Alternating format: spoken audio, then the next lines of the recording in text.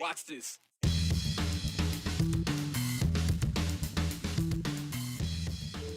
Ahead on this Tuesday edition of The 208, we're continuing this serious conversation about trafficking in the Treasure Valley. For perspective, we're hearing from two survivors and the organization that helped them get their lives back.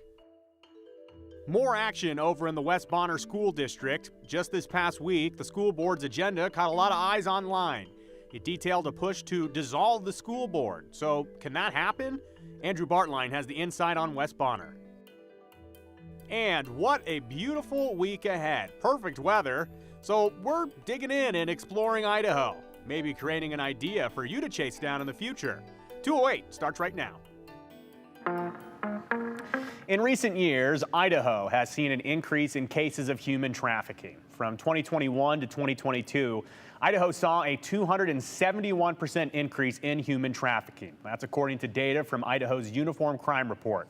A 2021 National Human Trafficking Hotline report from Idaho shows that sex trafficking is the most prevalent, accounting for 78% of all trafficking cases.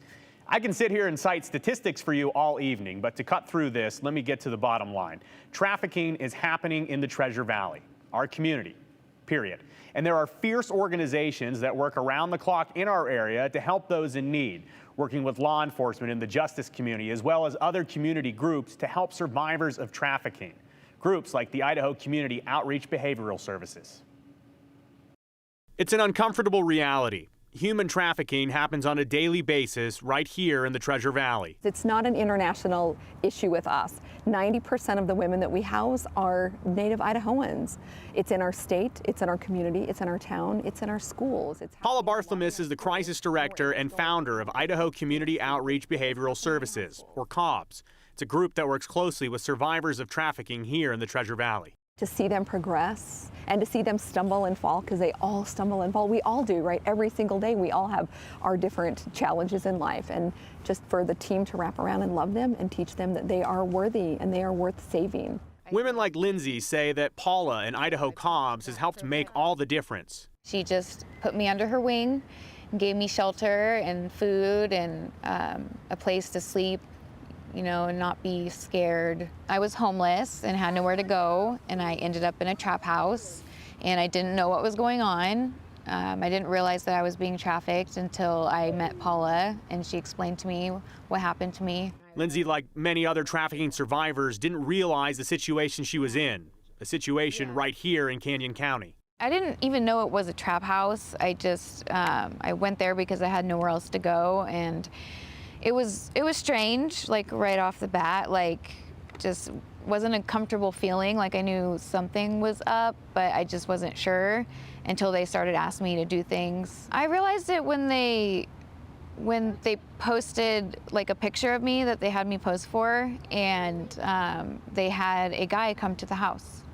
That's when I realized. I couldn't reach out for help. I didn't have a phone. They took the keys to my car, so there was no way of reaching out for help. Through a series of events, Lindsay did find help in a desperate situation. Detective Chad Benson saved me, and then he contacted Paula, who is the head of COBS, and she gave me shelter and food. It happened in Caldwell, so yeah, right here. Amanda was also trafficked in Canyon County. She remembers the feelings. There's just no truthfulness, no pureness, no love. Like, she was talking about the feelings at the trap houses, and I'll never forget that feeling. Just the feeling of death, you know. I thought I was doing drugs, and, you know, I isolated for so long, and now I have this life, and I'm popular, right, for once. I wasn't a very sexual person, right? So I would be talked into things, or I would pass out. I have whole lapses of memory, you know, but I would get freaked out, you know. So that did happen. It just wasn't, I literally wasn't aware. It's weird how they can, you know, deceive you when you have those drugs. Stories like Amanda's and Lindsay's are all too familiar for Paula. She has worked for almost a decade in the field. And over the past 2.5 years, she has created a new program, and a safe house to help survivors. Sometimes they just need love, a love that isn't sexual, a love that isn't beating, physical aggression, a love that's just unconditional. And when we talk about safe housing, it is off the grid. Law enforcement doesn't know where it's at. Probation and parole is not allowed to come over. Nobody comes over. And so for the first time in many, many of these women's lives, they are safe. No male's going to knock on the door to rape them, have unwanted sex with them, beat them, none of that stuff. And so Idaho is really getting that. Now we're 2.5 years in, we know it works.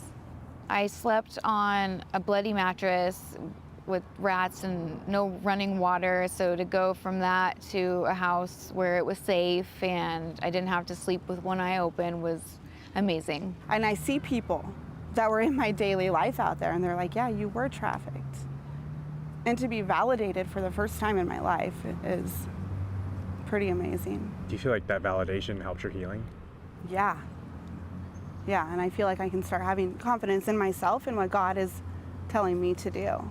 Hearing other people's stories kind of makes things click and helps you heal through memories. I have a sense of sisterhood and community that I've never had. I just want to thank both women for speaking with us here today, because sharing those stories is very difficult. So they're incredible, brave women, and I hope that came through in the story. I do want to add, though, Amanda, who you just heard from there at the end of the story, she's actually going to be working with Idaho Cops moving forward, using her story and her experiences to help other women that are now in a similar spot she was once in. Also of note, the conversation continues, and I want to tell you about this. Tomorrow, Idaho Cobbs is part of a major event at the state capitol. From 6 to 9 p.m. at the State House, there will be an extended panel discussion with major groups like the U.S. Attorney's Office, Ada County Prosecutor, the Nampa Family Justice Center. You can see the flyer on your screen right now. This is a free event, and I will link to the details to the event in the story at ktvb.com. Again, though, it's a very serious conversation that we've had here on the 208, we've had here on Channel 7. I know that across the community, there's a lot of new attention and there's a lot of interest in addressing this situation. So again, we've got resources that we'll include in this website at ktvb.com. And again, thank you to Paula and the women for sharing their story with us here on the 208. The latest move in the ongoing West Bonner County School District is put on pause. Just this past week, the school board's agenda caught a lot of eyes online. It detailed a push to dissolve the school board and pass the meeting over to Superintendent Brandon Durst for him to nominate and elect a new chairman of his choice. We haven't reported that meeting because it never happened. The court stepped in the day of the meeting to stop the board meeting itself, which is now a good reason to bring in Andrew Bartline to catch us up on this months-long back and forth. Andrew, I know our viewers have been very interested in the saga at West Bonner. Yeah, well, the court stopped that board meeting through a temporary restraining order. Priest River-based lawyer Katie Elsasser, filed the complaint on behalf of two people and, quote, collectively on behalf of the 1,386 voters who voted in favor of that recall. The current board right now is a lame duck because after voters resoundingly voted to out 2 of the 5 board members, their removal from the board is not officially confirmed until Thursday, a couple days from now. That is directly from the Secretary of State's office, I should say. And even for people who have followed this closely from the beginning, we need to go back to the beginning to give some context here. So that would be the fact that the West Bonner School District has had 4 superintendents in about a year. They followed that by offering the role to Brandon Durst. He would be the 5th in that timeline, despite his closest resume line to the job being a substitute teacher, developing curriculum at a community college. This was back in June. So by the end of that month, I should say, West Bonner residents had seen enough. They took 2 weeks to gain enough signatures to spark a recall election for the 2 people you see here, specifically to unseat Chair Keith Rutledge and Vice Chair Susan Brown. They both voted in favor of hiring Durst, though the recall petition did not name that as a specific reason, rather another list, longer ongoing complaints. The petitioners and all accused both trustees of not having the educational welfare of the students as their first and foremost greatest concern. The recall election took place on August 29th, where nearly 5 times more people voted in the recall election than the election that put these people in office in the first place. You can see right there, 66%, a supermajority, 63%, both were sufficient enough to out them both, and you can see the results right there. But a mere 2 days later, the district posted an agenda for a Friday board meeting. The agenda stated the intention to dissolve the current school board of trustees, a board that still carries the votes of those 2 recalled trustees. Remember, they're not officially removed from the board until Thursday. So the tactic is clear.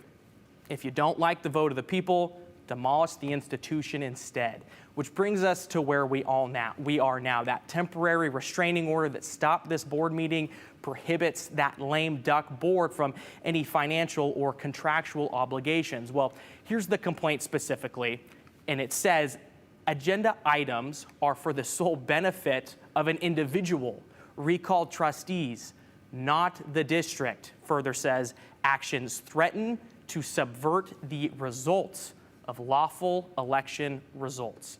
So the complaint also details concerns about special meeting violations, Joe, creating problems that cannot be fixed, loss of money for the district as well. So, Joe, a hearing is set on September 12th to look into this specifically, this complaint, I should say.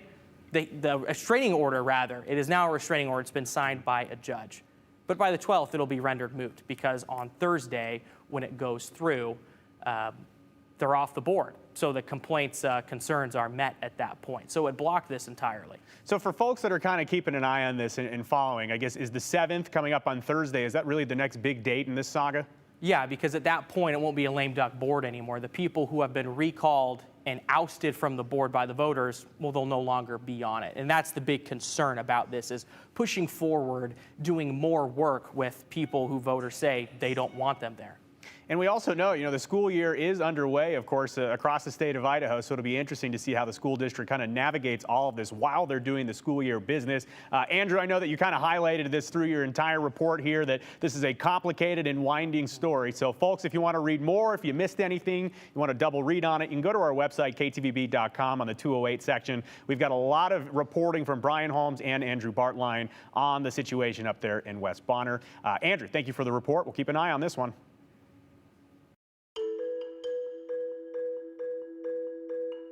Still ahead on the 208, let's explore Idaho. We are getting some historical perspective on an adventure in the native lands of Idaho. We want to hear from you. You should send us a text message. Here's our number, 208-321-5614. Send us your thoughts, comments, questions, concerns.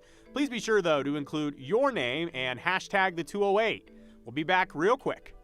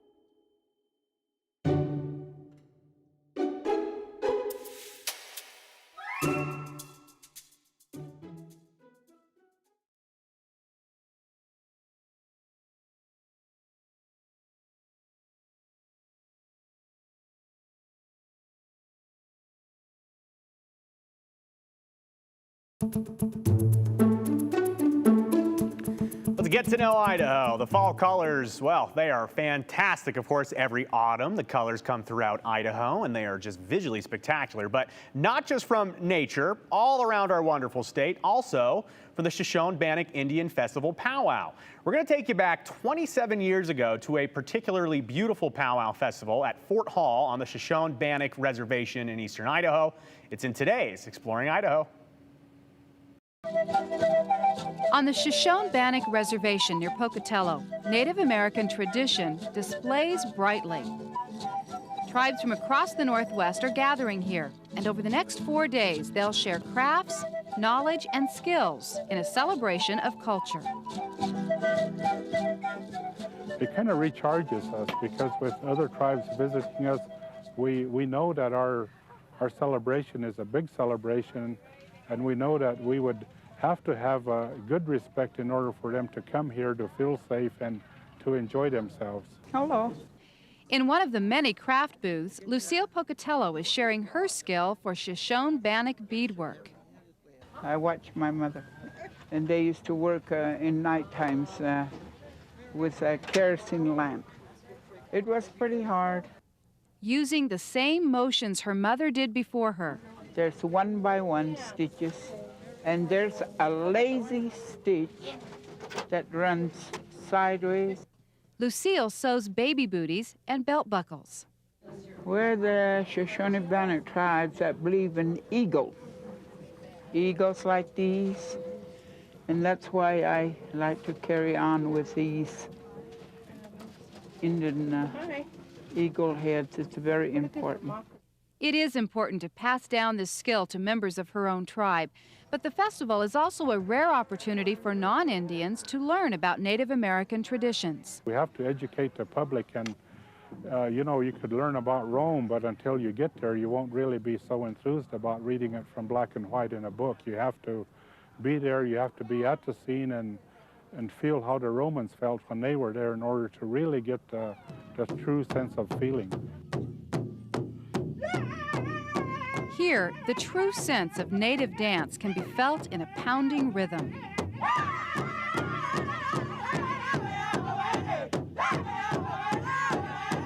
High-pitched song drives the footsteps of colorful dances.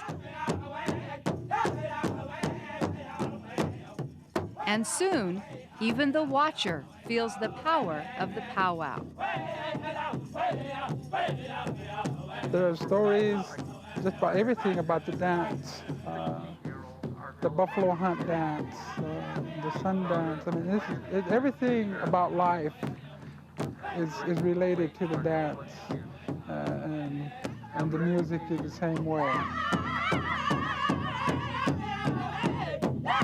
There's all ages. When they're infant, some are carried on their back by their mother in a cradle board in the dance, and all the way up to the elders where they want to hand down some of their stuff to the younger ones that are now growing up, and then they will continue on that tradition up to where they can become an elder, and then they hand it down again, and it goes over and over, and it's great, and that keep that tradition and religion alive. The powwow is centuries old. At the end of the summer season, a tribe would invite neighboring tribes to a festival of food, song, and dance. Together, they would celebrate the bounty of nature. And still today, costumes are marked by intricate beadwork, feathers, and brightly colored decorations. Spun together with the movement of dance, it's a dizzying display of pride. This year was the 58th annual Shoshone-Bannock Indian Festival powwow. It was at the Fort Hall north of Pocatello earlier last month. I do want to tell you, we get your messages sometimes saying that you love seeing some of these throwback stories, some of these archive stories. You can actually find them on the KTV website, ktvb.com, and our KTVB YouTube page. We got a full playlist of fun things to check out.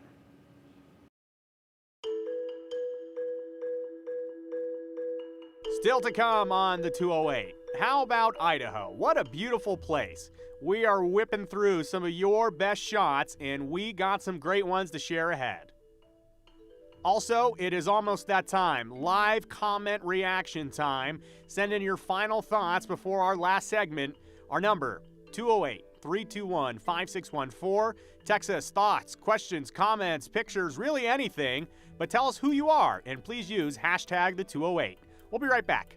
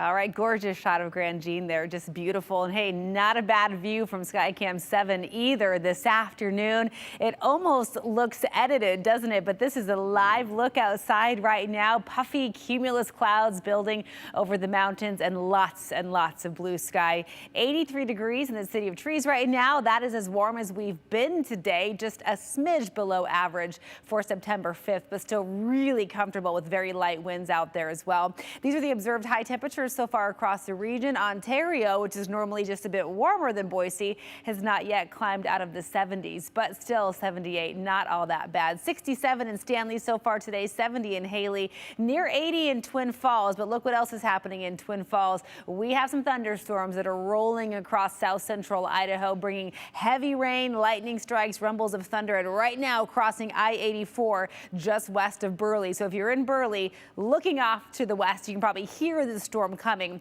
and see it as well. So maybe just batten down the hatches, stay put if you're indoors right now in the Magic Valley until these storms are over and done with, which should happen in the next hour or two. All of this is courtesy of a disturbance embedded in this flow from the southwest, which is nice warm air, but also just enough moisture available that as we get that instability and the daytime heating all coming together, we have this round of thunderstorms that may all play out again tomorrow. So southwest flow is our dominant weather feature for the next next several days. That means continued warming, so temperatures will continue to inch up over the next few days. But we also keep hit or miss storms in the forecast through this evening and likely again tomorrow. And tomorrow's maybe a little more widespread, meaning some of those storms may develop in the Treasure Valley late in the day into the early evening hours. We know the pattern, we know the drill, right? Those convective thunderstorms. So tomorrow afternoon, just keep an eye on the sky if you're outdoors. We might have some rumbles of thunder and quick bursts of rain and wind, but generally we remain warm and dry long term.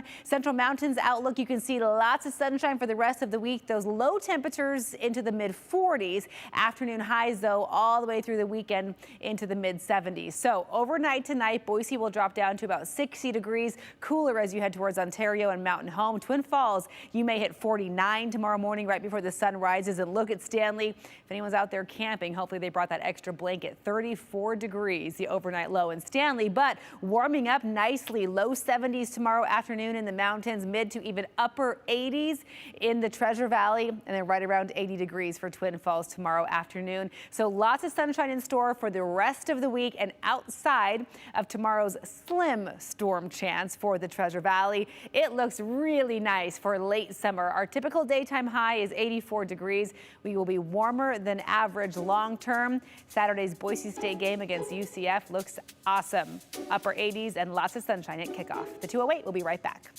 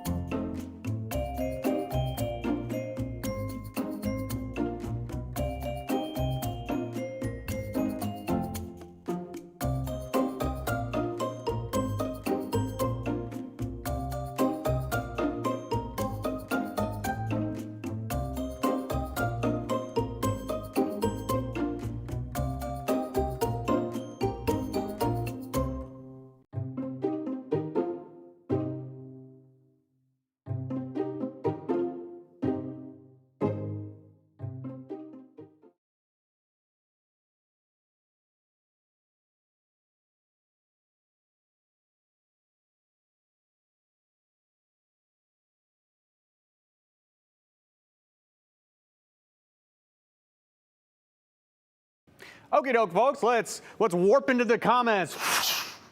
This person says, please continue with the trafficking stories. They have to be stories in the ranching and farming sectors as well. From Deb, yes, we will continue on this topic. It is a very important one, a lot of important stories and differences to be made.